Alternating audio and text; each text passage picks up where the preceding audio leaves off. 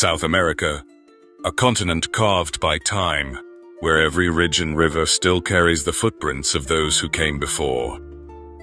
For decades, I've walked these landscapes, tracing the faint traces left by early peoples who crossed ice fields and deserts with nothing but ingenuity and resolve, on a dual sport motorcycle, threading the high roads and forgotten tracks. This time the journey cuts through central Chile, the Coquimbo region, from the stark, sun-blasted desert expanses inland to the wild Pacific beaches where the land finally meets the sea. My bike is no lightweight commuter, it's loaded like a pack mule of old. Extra jerry cans of fuel sloshing on the panniers, water bladders strapped tight against the dry heat, camping kit, tools, food for days. A drone tucked in a side bag to capture the petroglyphs etched into desert rock and the hidden coves no roadmap shows. Add it all up, 500 pounds of gear and machine. Holding that upright on loose gravel or shifting sand takes more than grip.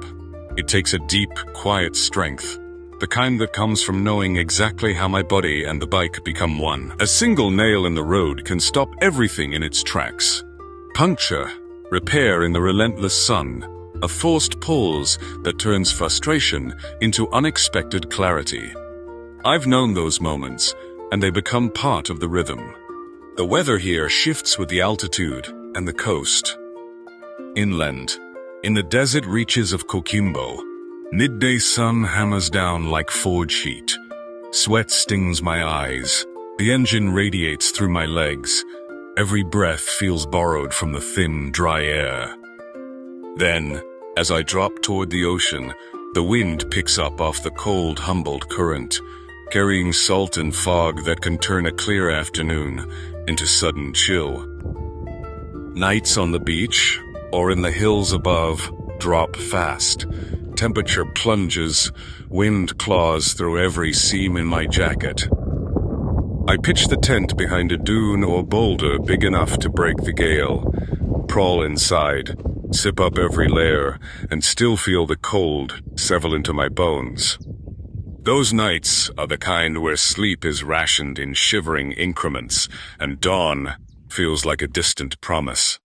Camping itself is rarely easy. The place is worth reaching, the faint lines of ancient trails across the desert, the rock shelters painted with ochre hands, the secluded beaches famed by cactus-covered hills are never on the tourist route.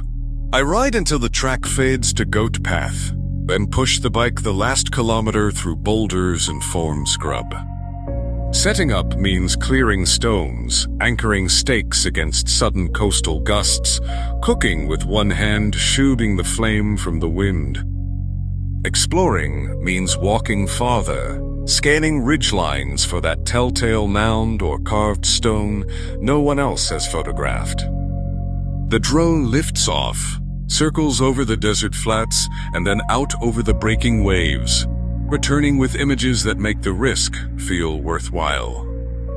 Every mile carries real hazard, mechanical failure in the heat, weather turning vicious with sudden fog or wind, isolation that can turn serious fast when the next town is hours away.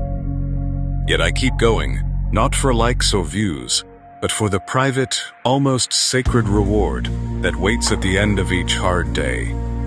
Standing alone on a ridge at sunset, looking down from the desert fringe to the glittering Pacific below, feeling the weight of thousands of years of human passage under my boots, from the early gatherers who left their marks on the rocks to the fishermen who still work these shores.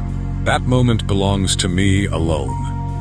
It's the same quiet exhilaration those first wanderers must have felt when they crested a rise and saw the ocean after weeks of arid silence. Chile's Coquimbo doesn't hand out easy beauty. It makes you earn it with sweat, with patience, with the willingness to be small against something vast. The endless desert meeting the endless sea. I understand that now more than ever. These rides are not escapes. They're conversations with a landscape that still remembers how to teach humility and wonder in equal measure. If the open trail calls you from desert to beach and back, answer it. Pack light where you can, pack strong where you must, and keep your eyes open for the stories still waiting in the dust and the sand. But it's the isolation that really settles in deep. Out on these trails, old mining roads, faint herder paths, stretches where even the goats seem to have given up. I can go days, sometimes weeks, without seeing another soul. No passing trucks, no distant lights at night, no voices carried on the wind. Just me, the bike's low rumble, the crunch of tires on gravel, and the endless sky pressing down. That silence isn't empty, it's full of small sounds you'd never notice otherwise. A lizard skittering across rock, the faint whistle of wind through cactus spines, the soft crack of cooling earth at dusk. It strips away the noise of the everyday world and leaves you alone with your thoughts, your choices, your own company. There are moments when the vastness feels almost too much, when the absence of people makes every decision, where to camp, which fork to take, carry real weight. And yet, that same solitude sharpens everything. The taste of water from a canteen, the warmth of a small fire, the simple relief of seeing the sun rise another day. And then come the discoveries that make the emptiness worthwhile. Riding slow, eyes scanning the ridgelines and canyon walls, I start to see what others miss. A cluster of petroglyphs etched into dark basalt, stylized llamas, human figures with outstretched arms, geometric patterns that have waited thousands of years under the same sun.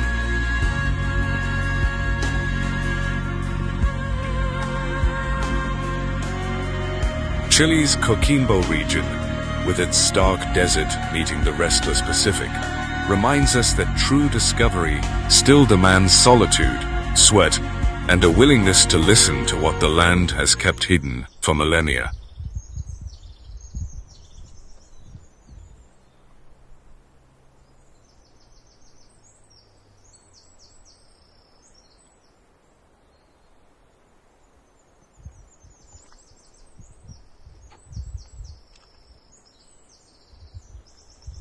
And now, a word from our sponsor. Don't forget to check out ArchaeoMaps. Over 10,000 archaeological sites around the globe. The link is in the description.